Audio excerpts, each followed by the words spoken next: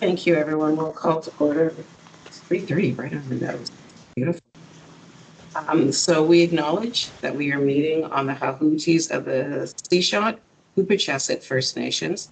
We acknowledge that we also have schools located on the Hahooties of the Huayet, the Loquiet First Nations, and Ukiwatha government. I don't know if we have a mic on. Yeah, Larry. Is it Larry Sleep? Yeah. Okay, thank you, Hannah. So we'll go to approval of the agenda that the Board of Education approve the February 3rd, 2026 Education Committee agenda as presented. Okay. Thank you. Second, Bray. All in favor? Can't quite see Cynthia under there, but I know she's there. Yeah, just on top of Cynthia. Perfect. Thank you, Hannah. We have no petitions, delegations, or presentations or unfinished business. Sorry, I thought you were putting your hand up, Michelle. I was like, maybe we do. So we're going to go down to number 7, staff report, 7.1, student voice with Lynn Brown, manager of mental health, and Michelle Cohen, manager of Indigenous language and culture. Thank you for having us. We have a few slides that we'd like to share with you today. Yes.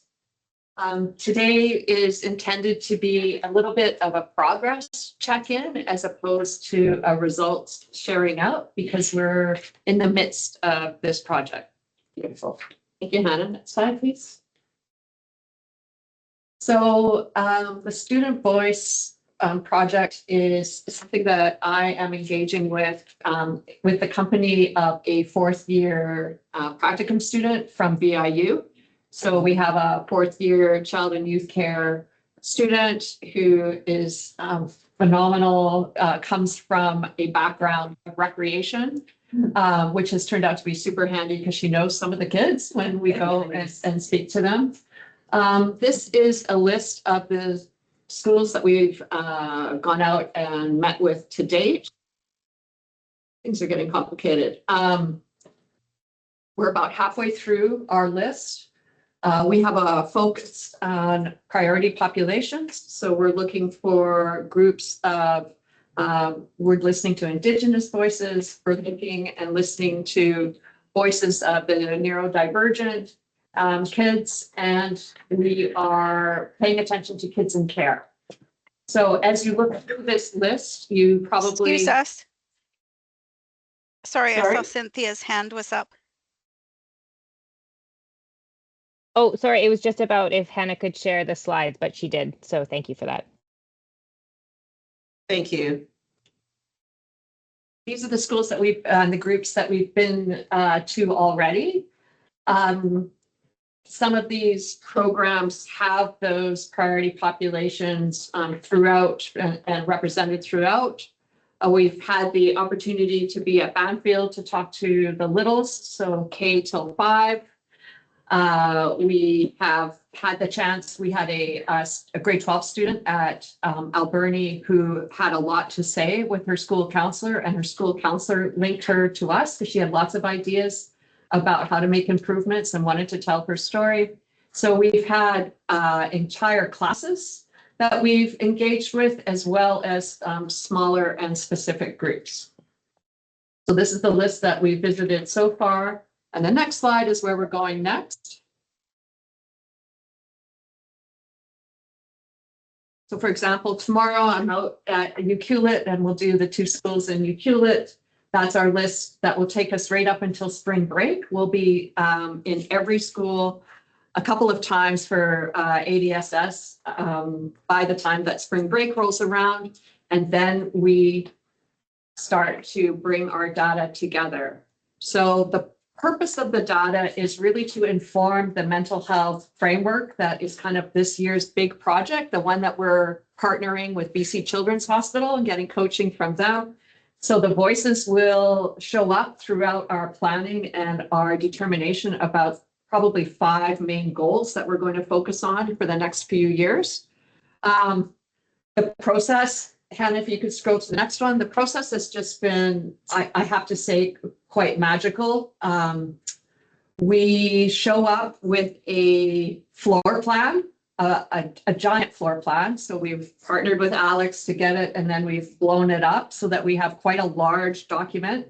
We go in with 3 different colors of stickers, and the kids instantly figure out where they are on the floor plan and it just launches us into the conversation about what's it like to be at school, where are the good places for you to go. The blue dots are where you should go. They recommend you should have your lunch, safe places. The red dots are the no-go areas. This is an example of ADSS. And the yellow dots are where the safe people, if you had a problem or you were in trouble, where would you find safe people to go and consult with? And their criteria about what makes a safe person. We ask them questions like, if we were hiring new teachers, give us advice about what we should be looking for. If you were in charge of your school, what sort of changes would you like to make? What does bullying look like at your school? Does it happen here? Where does it happen? How do you know it's happening? Pretty much student-centered. So they take us on the journey of where they want to, they have lots of ideas and things that they want us to know, things that are working, and they have lots of ideas for improvements. The plan is that spring break and then shortly after spring break, we're going to bring all the data together. I have that small working group that's working with me, Danny Stone, Lisa Tremblay, and Candace from the high school, counselor from the high school. We're going to look at all the big broad themes that are being brought up and identify those goals and those priorities. Once we've done that, we will give back to admin their specific feedback that we gathered from their students. So maybe April or May, with an intent that they could incorporate that into their school plan for the following year.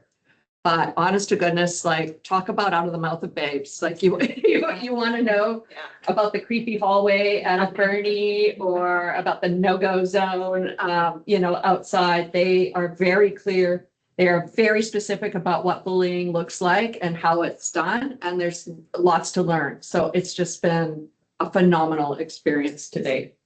This morning we were at SUMAS and they had so much to say that we actually had to split them in half. And there I took a group far away from the group that I had, and they took 45 minutes. They had so much that they wanted to talk about. It was really, really fun. We're just writing down notes and taking the info right now.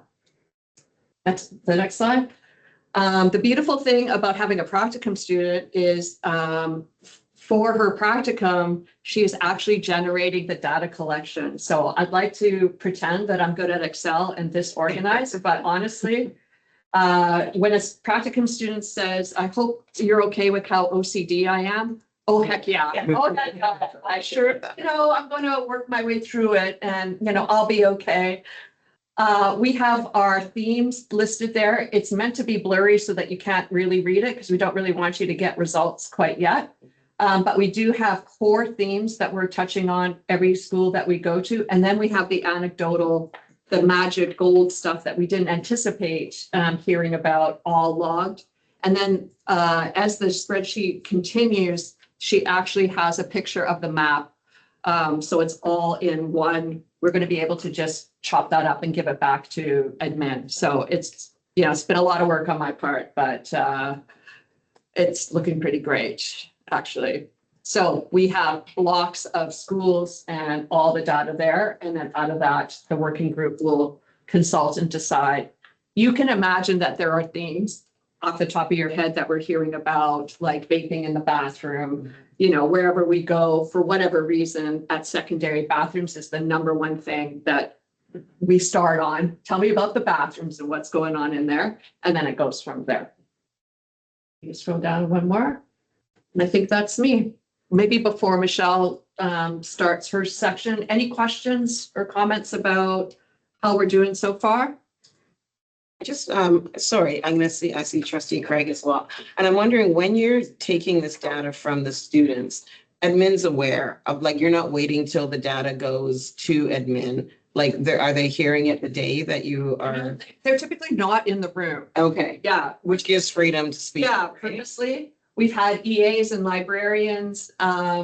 Megan did do a pass through this morning, which was kind of good because we were killing it as she walked through there. So it felt great, but typically the admin is not part of there. When we were in Bridges, the teachers stayed, but they're present and the kids are all, the beautiful thing about doing the maps is it focuses everybody. Right. And it's intuitively like magical, that exercise, like they actually know exactly what we're talking about. And they're like, this is a no-go place, or this is There you actually go. where you want to be. It's been phenomenal. And it takes away that really weird eye contact intensity. Right. Like we're not, what do you think? Yeah. You know, we're just like, oh, let's all look here and figure out what's going on for you at lunch. Love it. Thank you. Trustee Craig? Oh, thank you. Oh, yes, sounds amazing to put young people at ease, basically, aren't they? Because they do have something to look up other than an adult, they don't really know. Yes. You know, that part of it as well. But how are the students introduced or chosen or given an opportunity? What is that conversation? You know, there was a principals meeting, I'm going to say maybe October, maybe November, where this was brought up, because we've been doing it now since about that time. And all I, at my level, have said is, remember your priority populations, and we're looking for 8 to 10 representatives. And it's been grade 4 to grade 6 this year. And we've heard lots about those grade 7s, but you know, this is what our focus has been this year. And spoiler alert, I think this is something that should repeat, like with a more intentional focus perhaps in the years to come, because it just works so well. So the selection has been up to principals to decide who should have the voice. Alberni Elementary, the kids came with their classes list of stuff they shouldn't forget. So it became a class, you know, activity, and they shepherded in the Taco Tuesdays, and, you know, all the things that the kids, you know, wanted to make sure that were represented. So I think that piece of it has been done differently. My guess is that Sumas had a little bit of rehearsal and practice, because those kids were bursting today to get all the goods out. That's it. Great. Thank you. Trustee Orr? Yes, thank you. Through you, Chair, to Ms. Brown. I was just wondering, in the first picture of the ADSS, like with the dots all, I was just wondering what's that row of red? Like, where is that? Do you want to scroll back up there? I tried to make it kind of innocuous so that we're not talking about results, but Yeah. like back up to the dots. Yeah, But this is an example of how clear the picture is. So that's the main floor of ADSS, and that's all in the cafeteria eating area. And the one interesting, bad bathroom, which is downstairs at ADSS. interesting. They had a lot this is from I can tell, this is from the Bridges group, and they had a lot to say about their experience at lunch that would kind of make your heart a little bit sad, but they talked about, you know, not having enough seats and sitting on the floor with their hood up and hoping that nobody engages with them, and, you know, lots of red feedback. But you can see right away how it's around the cafeteria, but look at all the yellow dots. Those are all the safe people that you could go to talk to if you had any sort of problem. Right. So it is offset. Like there's an issue around seats, that they feel like there's not enough seating, but there's sure a lot of supportive people around there. Yeah, I mean, I really like the visual. That's very easy for me to understand. I appreciate that. Thank you. Yeah, you're welcome. And each school has their own, of course, individual map, and the elementary schools aren't quite so vivid in their discrepancy, because we did the leadership group, and you can imagine life at high school when you're in the leadership class looks a lot different.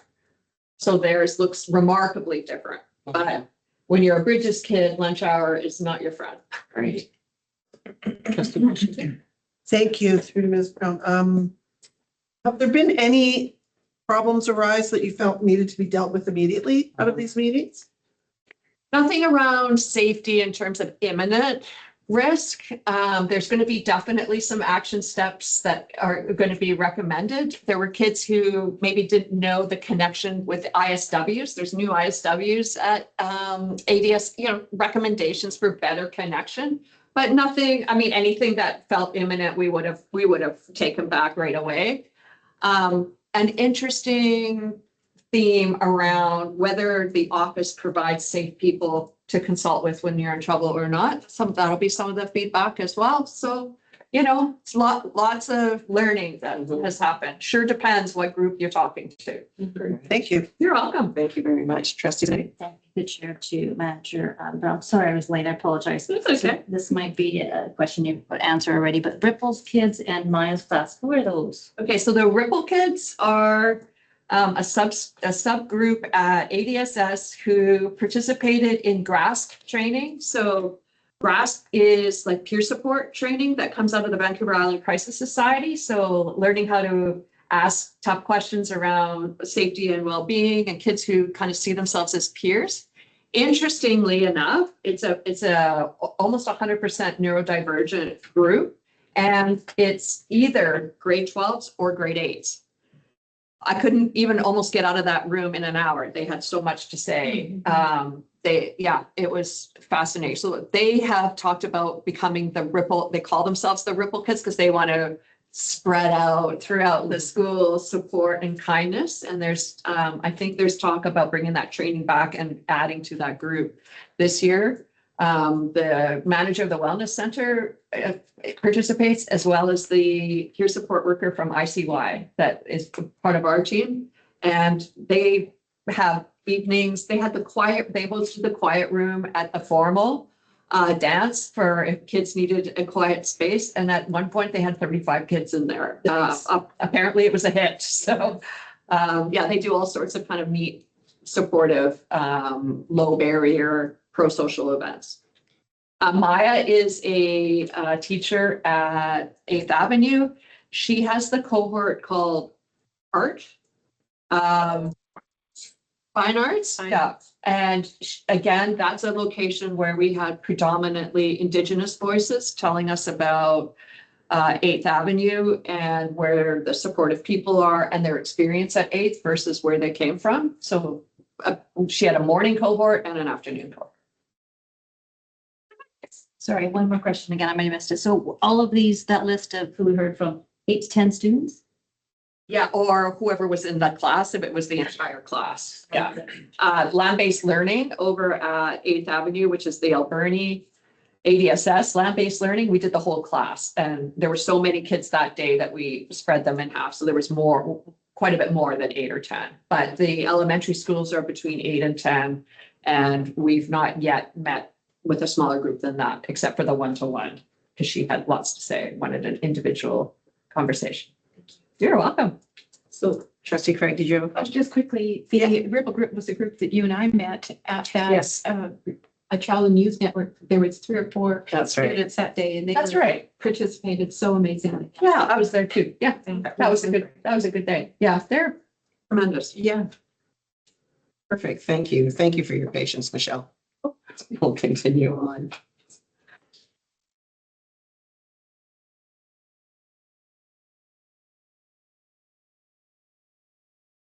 If I'm a little squirmy, it's not that I'm very interested in this topic. I just have a little bit of a back issue today. Anyways, thank you for your time today. Ukshama, Michelle, Tashadak Suma, the Gallic family. Been working with Lynn on planning for an Indigenous focused student voice event for our students in the district coming up this year. I thought I'd share a little bit about last year's Indigenous focused student voice event. This was before I joined the school district, so this is the feedback that was passed on to me and how that event went. So last year we had about 20 students participate in this event, and it was a chance for the district to get feedback from the students. And, help guide the way forward for the district and how we support our Indigenous students. a summary of what we heard was students seeing, wanting more cultural activities in the school, wanting more understanding coming from the teachers on the local history of our Indigenous populations that goes beyond just residential schools, but an understanding around intergenerational trauma, day schools, like the Indian hospital experience and our protocols. Ultimately, our students were looking for a sense of cultural safety, a learning environment that's grounded in equality and flexibility and care. A strong theme that came from last year was that mental health be the theme for this upcoming event, for the next one. And then students also wanting this event to be outside of like traditional school learning environment, but maybe somewhere that's amongst nation property and including food and traditional foods if we could.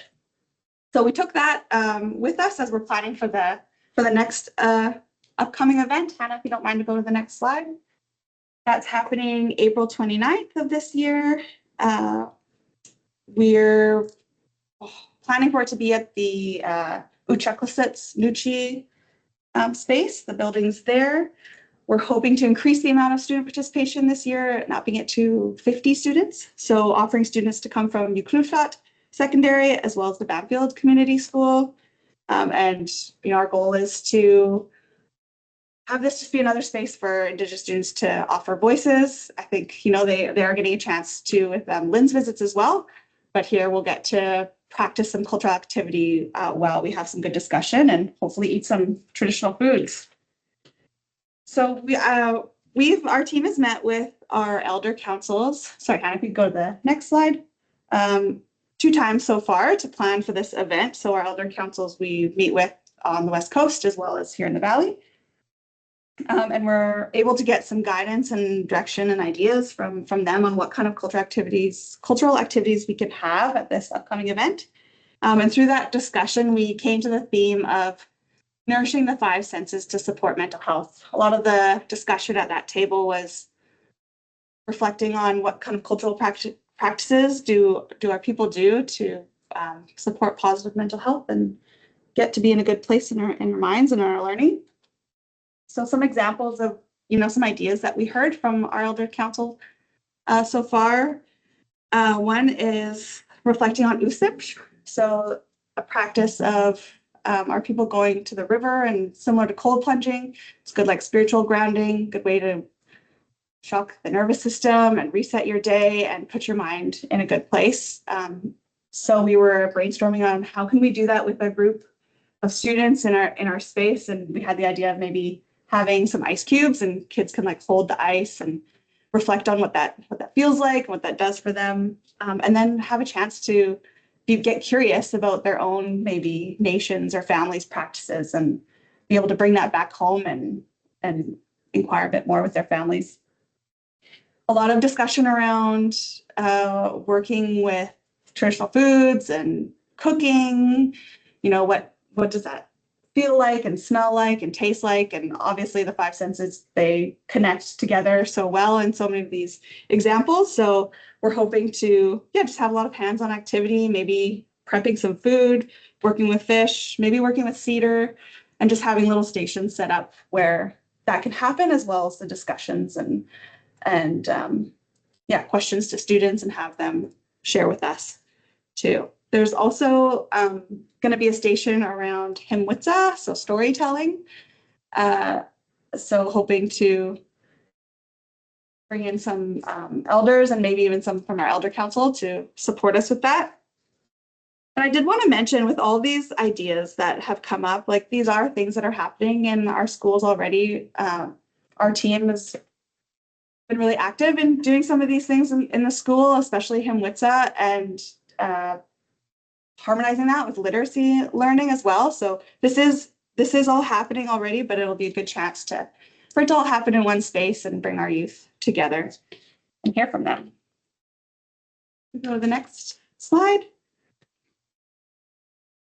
The outcome of what our event, the outcome that we're hoping to see, what success would look like for us, I think would, hoping our students to leave with a sense of pride among them and fostering that cultural safety, give them a sense of belonging that these things can happen in our schools and don't have to hide away from it. We can embrace it. Inspiring them to further connect with their families and nations. Students feeling more confident about coming to school, participating in school activities, and then, of course, the input that we get from them can better support our student success and create safe spaces and sense of belonging. We're looking forward to this in April. That's beautiful. Thank you so much. One question, Trustee Craig? Just quickly, I just want to comment. Thank you for targeting 50. At least that would be amazing. Have that many students come for that event. And a wonderful location as well. Kids will really enjoy that. Thank you. Beautiful. Thank you so much for coming and presenting. That's wonderful information for us to have. We're going to continue on with our meeting. You are welcome to Sorry, there's stay. a question online, Janice. Oh, sorry, I can't see. Oh, sorry. Sorry, I can't see the HW. Oh, is it Aaron Watts? Aaron, go ahead, please. Hi, good afternoon. First of all, thank you for the invitation to these meetings and everything that is happening. Just sounds amazing with the Indigenous focus and how we're supporting our youth. And one thing came to mind as Michelle was speaking regarding identity. So not only identifying with who we are as Indigenous people, but also in identifying with your nation and identifying with Nuchanos. Maybe if there could be just a suggestion, maybe if there's something that we could provide the youth with, showing how the interconnectedness of the different nations, to for like a Sishat and Utulfet, right? Show these there's many ways that our nations are connected, and there's really some beautiful stories with them going back, and I think that is also bringing in that sense of pride of where they are and who they are, tying everything in. Chew. Thank you, Aaron. Beautiful suggestion. Thank you. Like I said, we're going to move on. You're more than welcome to stay. We'd love you to stay. But as I see you packing up your things, I'm assuming you're ready to go. Thank you. Thank you for coming in. I really appreciate it. Thank you so much. We are going to move to 7.2, 26-27 enrollment projections with Assistant Superintendent James Messenger. Hello, everyone. I provided an information sheet in the agenda package, and I want to apologize because I found 3 typos in Oh, no. the information sheet, so I should have slowed down and read through them again.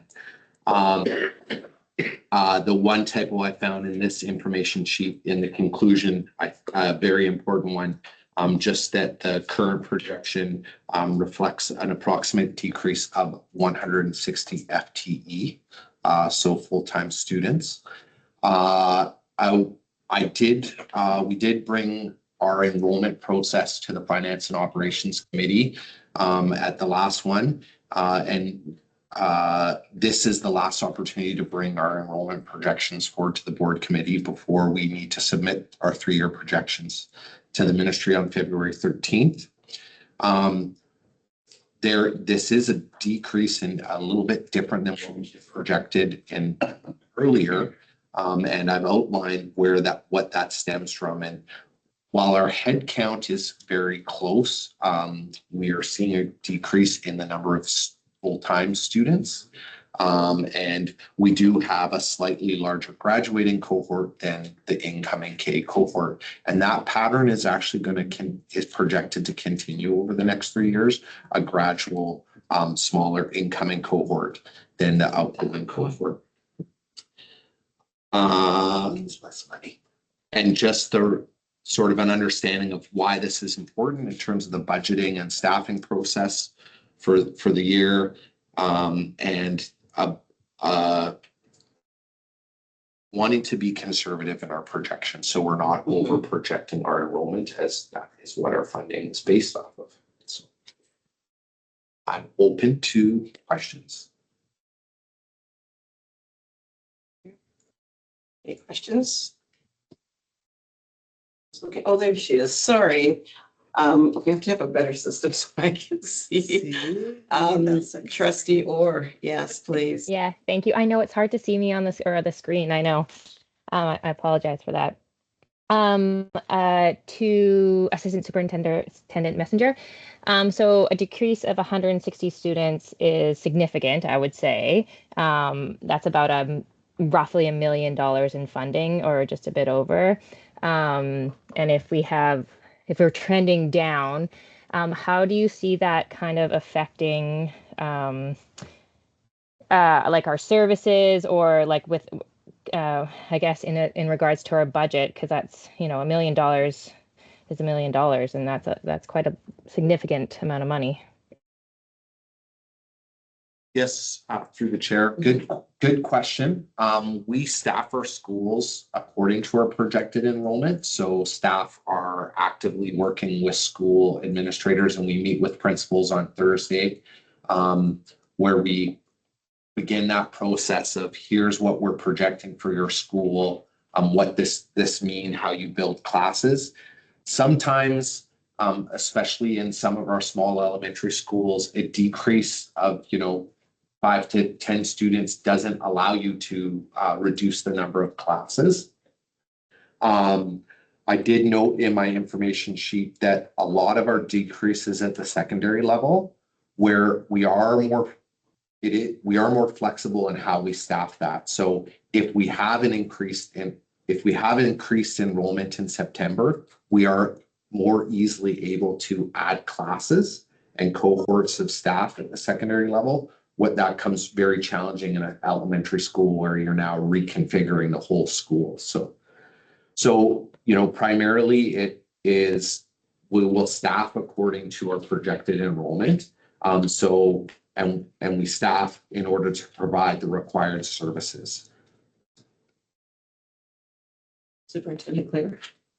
Thanks to the chair. Just to echo Assistant Superintendent, the largest drop that we see projected is in 8th Avenue. The ministry has projected us a dropping year over year between 50 and 30 over the next 3 years, because they have a 3-year projection. We need, as Assistant Superintendent said, it's easier to staff up than staff down. So probably this will not impact elementary schools, because we also get classroom enhancement funding that helps us add classes. But we need to be really conservative with secondary and know that we can add if we need to, because our numbers for our distributed learning and our continuing education were not what we projected. Okay. So we've had discussions with 8th Avenue, obviously, and one student head count in continuing ed is like one course, which is like $500. It's not a lot of money. So we're not, and we're analyzing right now the February count, and it looks like we're probably not where we projected as well with our February count for distributed learning. So we need to be conservative, because we can't be in October, November, December next year when we need to cut back. Right. And there's some other areas that we'll be looking at. It's also fewer designated students next year, so that should in turn require less supports beyond the classroom for that. So what we do with this number is we'll go through it, due by February 13th. We met today, we'll have one more meeting, submit it to the ministry, and then they will come out in March with the projected funding, and whoever's the ST or Jackie will take that and work us towards a budget based on the staffing that we think we need. But again, we don't want to be in a situation like we're this year when we're cutting mid-year. We want to be very conservative and then staff, because that's 90% of our budget everywhere. Thank you. Trustee Craig? Thank you, Chair. To Mr. Messenger, are there any pockets of stabilized kindergarten for example, about 3 to 4 years ago, we had quite a few registrations that were finished for kindergarten. Has that kind of slowed back a bit in that type of thing, or are there other locations? Through the chair. Yeah, our enrollment at UES and Wickinninish has stabilized with the incoming cohorts. We saw a huge spike for a number of years ago, and that's flattened out. Okay. Just recalling that, sorry, say this, my granddaughter's graduating class at USS this year is the largest class they've ever had. It's a tremendous, last year was large, but this year in particular is almost 60. It's almost. Yes, but it's just also trustees to know that our Banfield numbers are down. Yeah. A couple of years ago, we were at 54, it's 34. So that's a lot of, there's staffing out there for 50 and there's not 50 students. Trustee Washington. Sorry, through to Superintendent Glaber. When is our budget due once we get these numbers? June. And yesterday, the 2nd, was the opening of kindergarten registration. So we don't have those projections. When is that? Is there a closing date, or we just? We will take kindergarten registration right up, and often schools will get quite a bit in August. Oh, okay. So our kindergarten projections are based off of Beauregard. Okay. And we have, been fairly accurate. And we've seen that. Sometimes it's hard to predict, exactly what catchment area are the French immersion students coming from in the valley, for instance. But the Beauregard projections for kindergarten have been quite good. Okay. Yes. Just to note that this is a provincial thing. Right. This is not just our district. Yeah. The island districts besides Souk are also seeing decline in enrollment. So this is just the nature of what's happening in the province. So it's not like it's our district. It's not It's suddenly specific going rooms. down. No, everyone's experiencing this most. Trustee Washington. Oh, sorry. And Zanetti. Yeah. Just for everyone's information, I did ask the question earlier about, through to the superintendent, about the option of closing a school. And I'd just like everybody to have the information that you gave me regarding what that means. Through the chair. The last time we closed multiple schools, there was savings to be had. Closing a school, I'm not going to say any names. Closing a school doesn't save a huge amount of money because there's some admin time and some custodial time, but really it's not significant.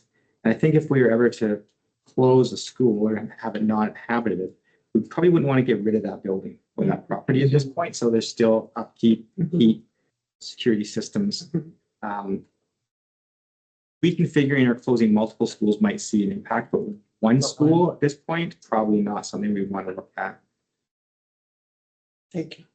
You, Trustee Zanetti. Keep this share to staff. When you mentioned distributed learning is where you're having a decrease in enrollment, that is the online learning and the other group So to the chair, distributed learning is choices. choices. Thank you. And then continuing education is another separate way. It's generally adults Right. come back to either finish their graduation or to take supplemental courses. So sorry, my question is there, if we therefore are going to need to make cuts because the enrollment's not high there, and you won't need to have teacher. Are we going to lose options like online courses or anything like that? What does it mean? We're not going to be losing any options. Distributed learning is a good example because in past years, they would be staffed at a certain level, and as more students arrive, then we'd staff up because we can claim them in the February count. So if they arrive, you can after September 30th, we get funding for each course that they take. So that's wasn't done this year or the previous year, but typically that's how we would manage their staffing, is staff them sort of based on our projection, and then if a bunch of kids come through the door, then we just add staff. And finding staff, sorry. Yes, sorry. No, it's okay. And finding staff, that's not an issue. Like if we don't need all these teachers, are they going to go get jobs somewhere else, or are we be able to fill positions when needed, do you think? Yeah, we had a bit of conversation with Jasmine about that today, and we think there's a retirement bubble this year, like 10 or more. So she shouldn't express any concern. Thank you. Just gonna go to Trustee Orr. Thank you through you, Chair, to Peter or James. Yes, thank you for the question, Helen. I was actually kind of thinking the same thing just about recruitment and retention, and thinking about, I feel like last year we had a bunch of retirements, you know, with teachers and stuff, and I feel like haven't had any. I know it's still halfway through the year. So I was just wondering, with our decrease in projected enrollment, do you think this has an effect on like recruitment and retention? Because I even know on the coast, like you know, my kids haven't had teachers for the first couple months of their school. So do you feel like this is going to create an issue for it? To the chair, until we actually get into the staffing process, which is over the next few weeks, we're really not going to know. And I just can't predict whether people will stay around or not. We have a number of maternity leaves that are just starting, so those will be positions for next year, but it's hard to predict. Thank you. Trustee Snider? Thank you. Good chair to Superintendent Faber. Could you explain what you said, that we have a bunch of retirements, so we think we're okay? Well, if we need, sorry, They're going to end up being on call or something? They're available? no, it's more along the lines of, if we need less staff, I don't want to lay off staff if we don't have to. So if people are leaving the system, those junior people will fill up those positions more like that. No, but I don't understand. So they're going to leave in June, so you're going to be okay because you're not I'm going to. not saying we're going to be okay. I'm saying. No. Pardon me. But is that what you mean? I don't understand how we would be okay if more people are retiring. Okay, well, let's say we need to downsize our staff. Mhm. And so we have 10 people that we need to lay off. If 10 people retire, we wouldn't need to lay off 10 people. Anybody? But they would need to retire before we need them. We don't know when they're going to retire, do we? We generally start getting retirements after spring break. They'll start to dribble in. Especially when because teachers know that we do the staffing in May. Okay. And so sometimes they're like, well, if I put my retirement in now, I might be able to protect a job in this school. Okay. Or if principals are saying we're going to have to declare surplus, sometimes teachers will declare they're retiring. And the union is very good about knowing that process and encourage. In fact, the ADT is having early retirement seminars this year, just to let people know that if they're thinking about retiring, here's the information to make an informed decision earlier than maybe normal, just because we know the enrollment's going to be down. I didn't know that. Thank you. Thank you. Yes. I think it's important to know that we don't know what the exact impact on staffing of this decline or projected decline. So I would urge caution in terms of deciding exactly what that will mean for our number of teachers. Yes, thank you. Your hand's not up, is it? No. Okay, thank you. Checking board. There's nobody, so we are going to move on to 7.3, Indigenous Focused Non-Instructional Day, Assistant Superintendent Messenger. Another one where I missed the typo. I think Michelle's presentation that talked about student voice was actually a really good lead up in terms of why this is so important. And I think also our planning and discussion so far has reflected that. What I heard from her is we hear clearly from our students that we want to really increase the understanding and learning that's on in our schools related to the cultural history and practices of our students and the people from this land. So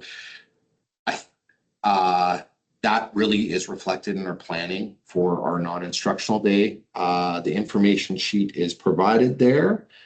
We do have a meeting with our joint planning committee on February 9th. We've had a number of meetings already.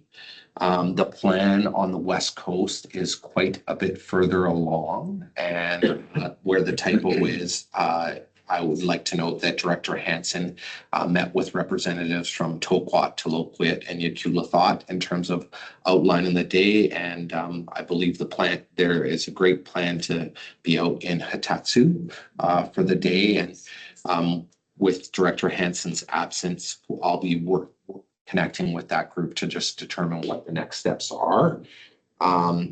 We did hear clearly I want to have more hands-on learning and more learning from knowledge keepers and knowledge holders.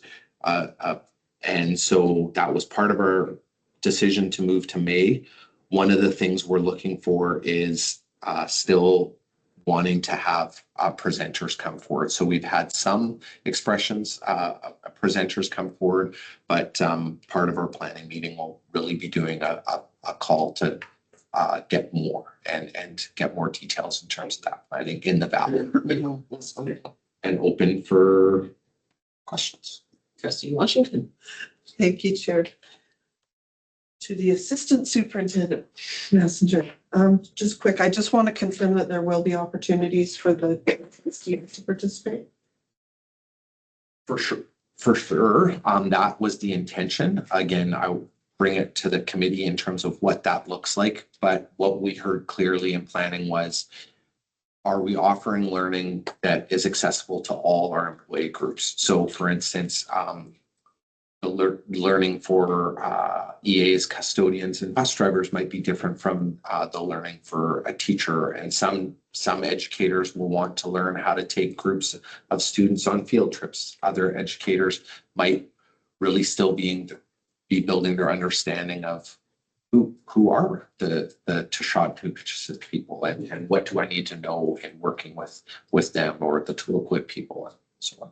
So yes, but the details are definitely going to be needed, fleshed out by the committee. Okay, thank you. Wonderful. Thank you. Any other questions? Yes, please. And I'm sorry, I have completely, Harley, yes.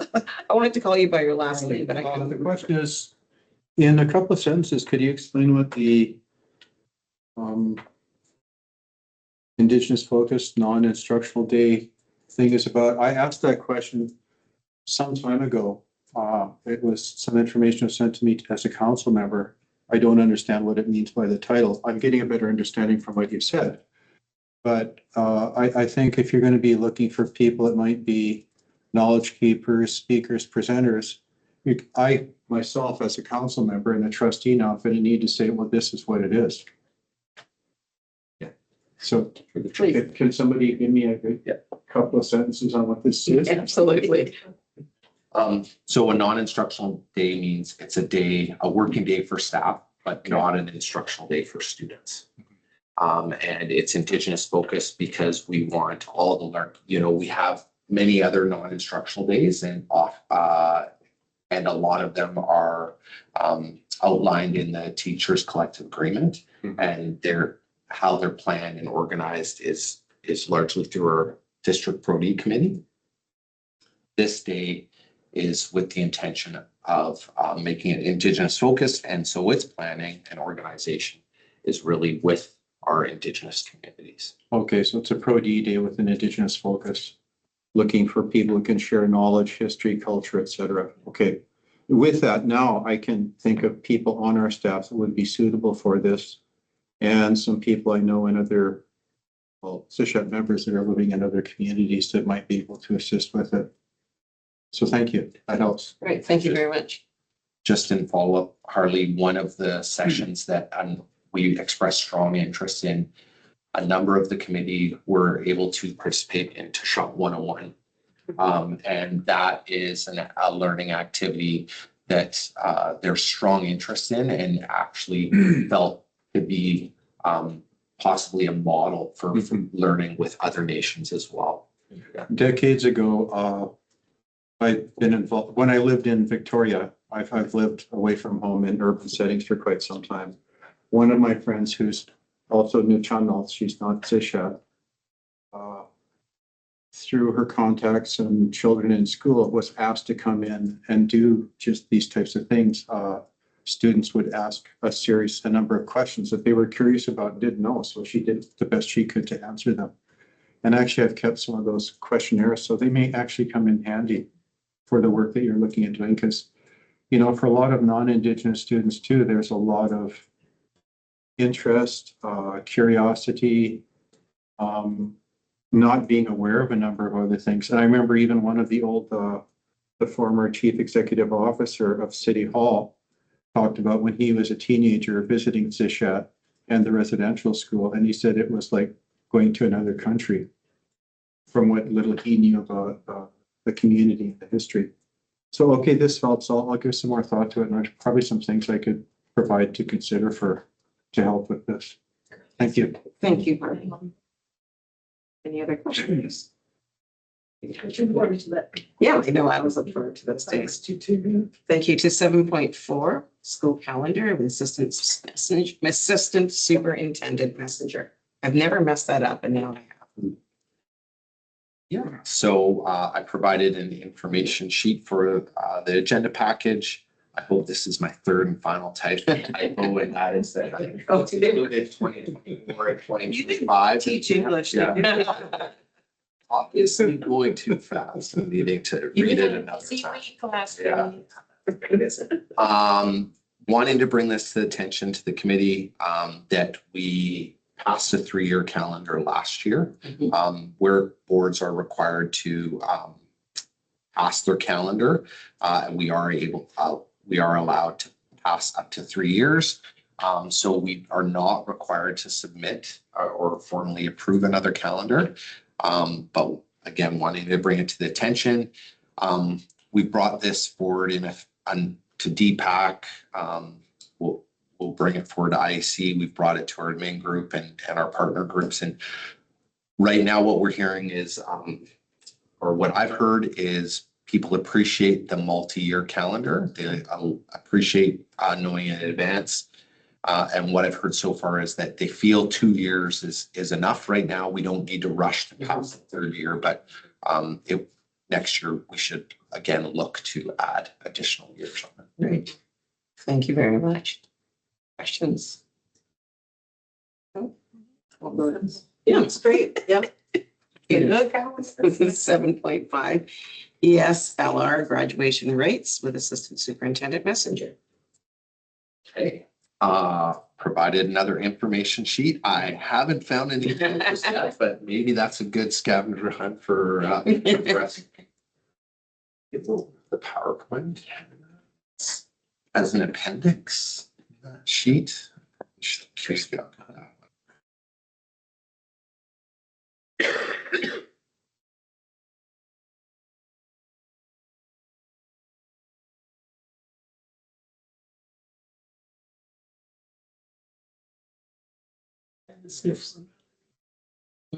Loving this. I know. Man, I really. Our enhancing student learning report is published at the end of September every year. Boards are required to do that, but it is an ongoing continuous process. And wanting to bring it forward to the education committee to update them about data and results and where we are at in our planning and improvement process. I think I had it there, but included the mandate of the BC education system, a link to our strategic plan. But really the improvement cycle, I think, is important to highlight because this is the time of year where we're looking at what we've done and how the impact it's made, what adjustments do we need to make, and what systems and planning do we need to put in place for next year. So this is a really important time for our consultation with our committees, with our partner groups, our rights holders, to get their input in terms of what adjustments they want to see for next year. If you scroll down maybe to, I think it's the 5th page now.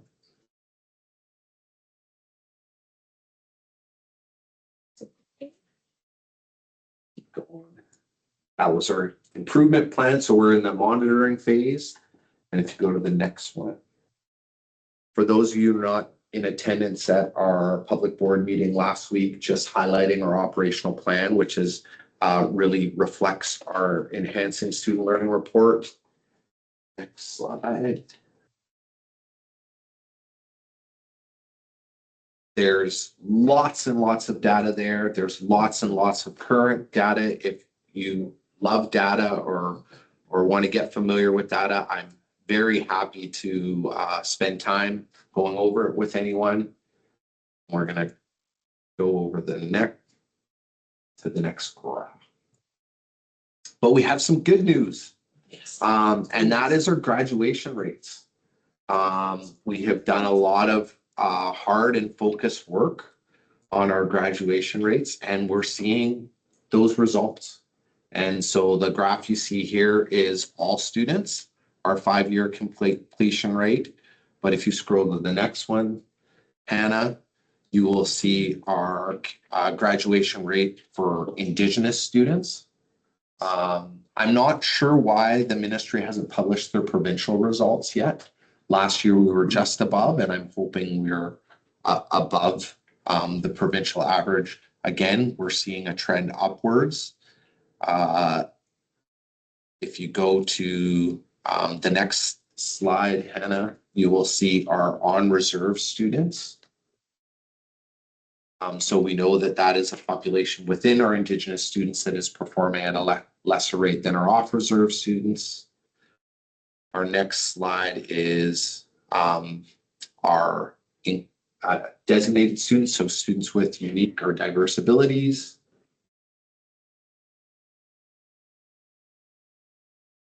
Yeah, and I want to highlight this because this is something we've heard in our consultation before, is why do we have school-age children graduating with adult dogwoods? And we have done a lot of focus work. We know the adult dogwood is a very meaningful path for some students, and that it is the right path for some students, but we want to make sure it's the right path for students. And so we have been doing careful work to make sure that students that are put on that grad pathway are those right students. And you can see the work that if you look at 2020, 2021, where we had over 100 students, we're now down to 35 students. And I know that for each one of those students, the administrator can tell you the story of, well, why that's the right plan for them and the right pathway for them. So I want to highlight that that we've seen results from our focus work, but I also want to emphasize that the students, that is a meaningful pathway for our students.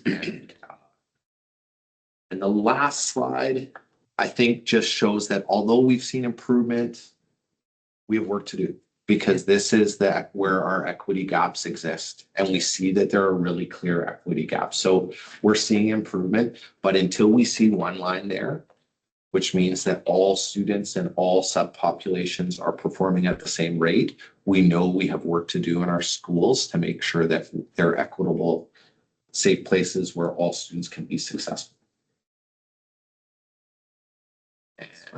Thank you so much. It's a lot of information. We won't even look for spelling mistakes. Yeah.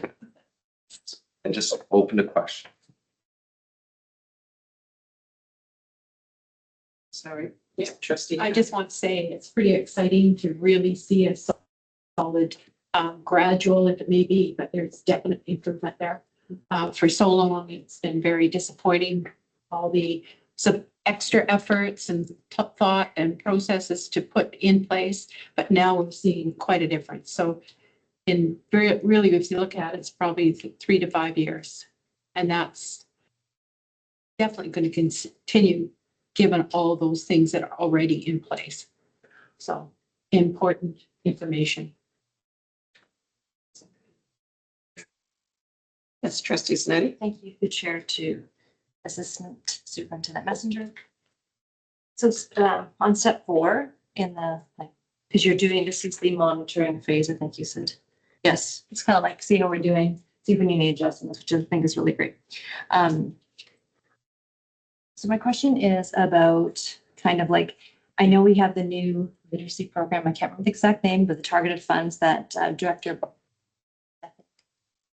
not Preisman, Vice Principal Stephanie Spring. pardon me, yeah, Spring is doing for us, or she's running it. And she's, one of the last conversations that I recall is that we're using an approach that what's working in that school with those teachers, like educators, how what they're finding that's working for the two students versus necessarily having a provincial plan, because there's some non-alignment on what the method or whatever should be. So I'm curious how that's going. I know that the results take a long time, but is there anything kind of showing, and how is it going? Are we able to implement what the teachers or the educators are? Is it successful to continue using this method? And then I have another question, please. Chair, thanks, response.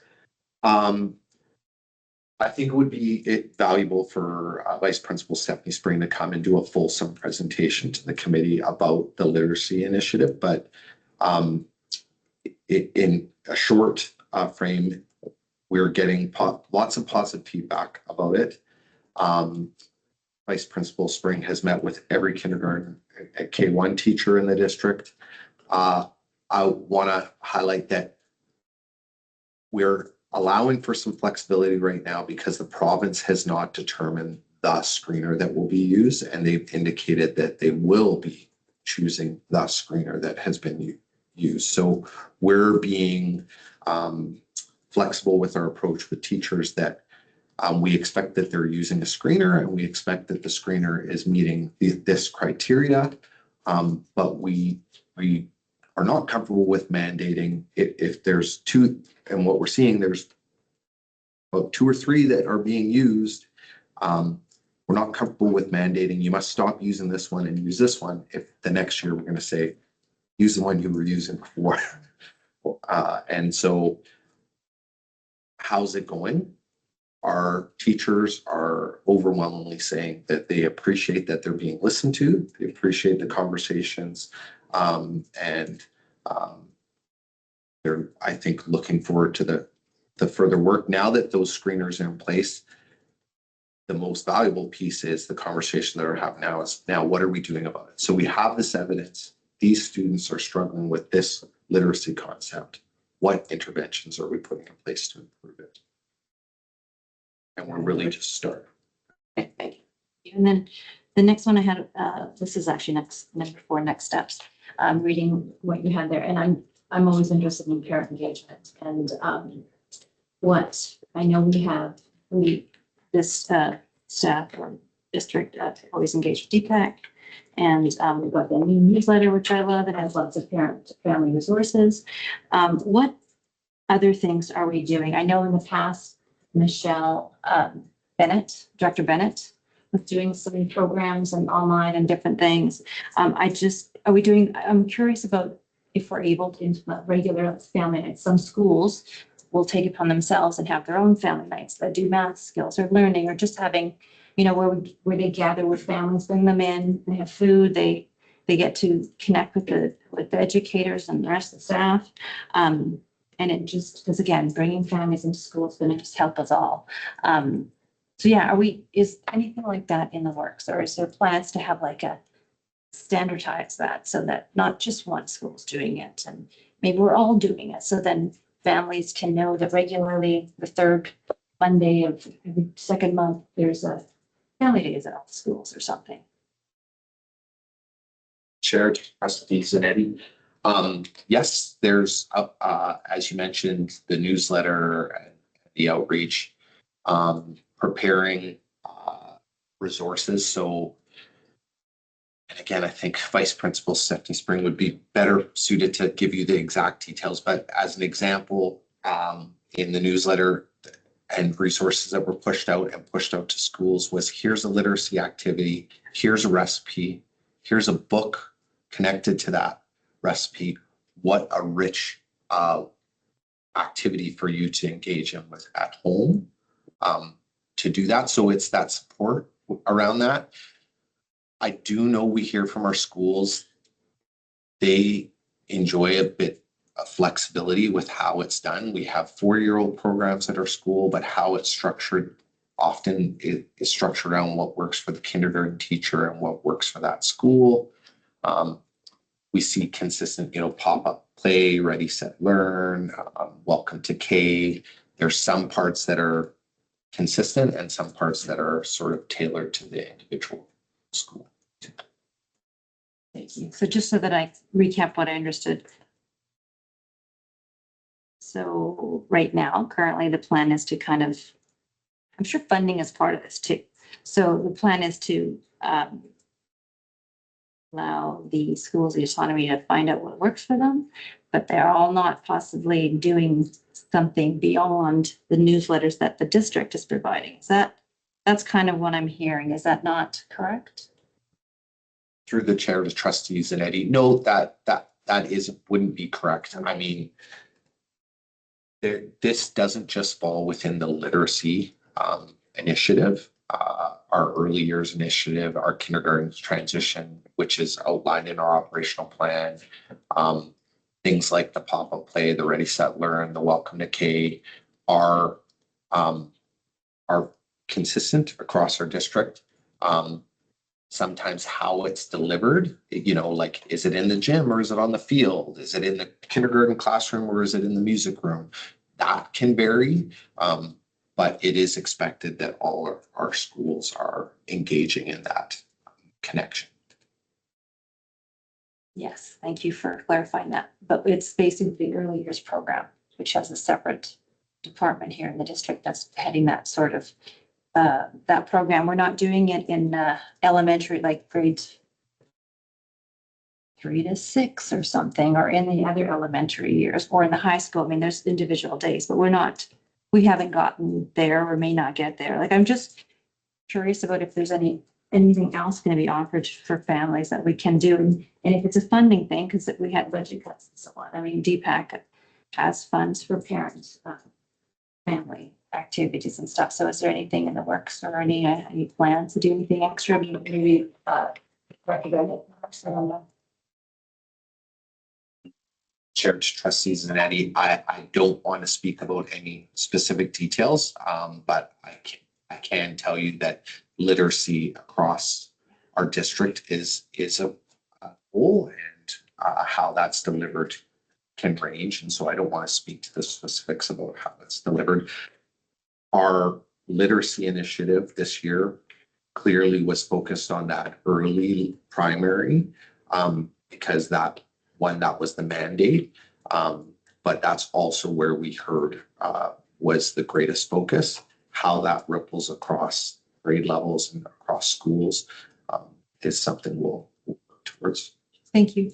Thank you very much. Trustee Orr? Thank you very much. Through you, Chair, to Mr. Messenger. I just wanted to comment on the Literacy Week that we just had. And I just want to say how great it was. Honestly, it was our ancestors' kitchen, and my kids had to engage with their families and, write a recipe and then actually do the recipe and then bring it to school. And I've talked to actually many families, and it was just a great family activity to do over the weekend. There was lots of discussions. It was a very well attended and great initiative that everyone just had positive feedback about. And it was, not 100% of, families did it, but I would say there was a high participation rate on it. So it was really great. So I just wanted to give out shout out for that.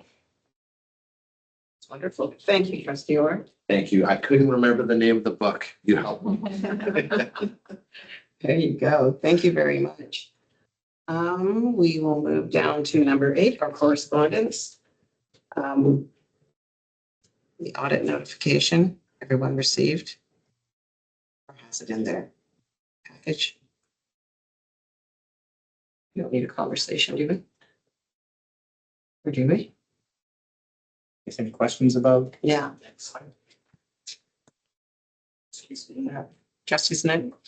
Thank you through the chair stuff. So this is just like school gets out of for their finances. This is just to make sure that the districts, pardon me, follow the act or the ministerial order, and we just have to hit that rotation. Is that kind of what this is, or is there any other underlying reason why they're worried about why they need to audit the FTE enrollment and the inclusion of that? But through the chair, this is a designated student audit, special ed audit, as you know, but there's an enrollment audit.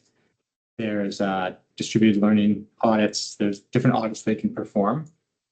Yes, last time we were audited was 2014. I phoned the minister to say, why us this year? Like, hairs on the back of my neck already. And so I talked to that man. And he said, no, our number came up. It's 2014 was our last designated student audit. So there's just a number of Gulf Islands is also having an audit. Kelowna, I think, the ones that we're aware of, there'll be maybe one other. And you're right, they just rotate. Thank you. Great. Thank you very much. Questions on board. Number 9, our next education committee meeting will be held May 5th, 2026 at 3:30, right here in this office, and we adjourn at 4:40 p.m. Thank you very much. Awesome. Thanks, everyone. Bye, everyone. Online. It's just 4